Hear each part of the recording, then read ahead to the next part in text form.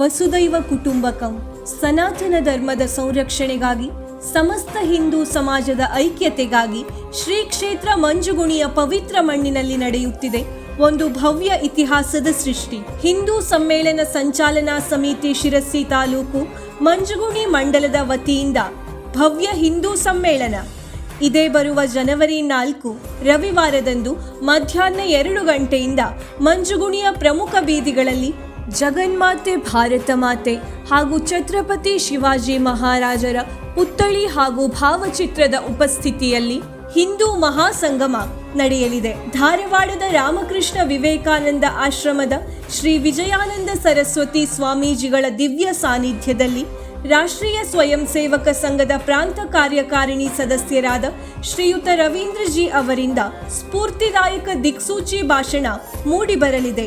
ಜಾತಿ, ಮತ, ಪಕ್ಷಭೇದ ಮರೆತು ಹಿಂದೂಗಳಾಗಿ ಒಂದಾಗೋಣ. ನಮ್ಮ ಧರ್ಮದ ರಕ್ಷಣೆಗಾಗಿ ಮಂಜುಗುಣಿಯ ವೆಂಕಟೇಶ್ವರನ ಸಾನ್ನಿಧ್ಯದಲ್ಲಿ ಭೇಟಿಯಾಗೋಣ.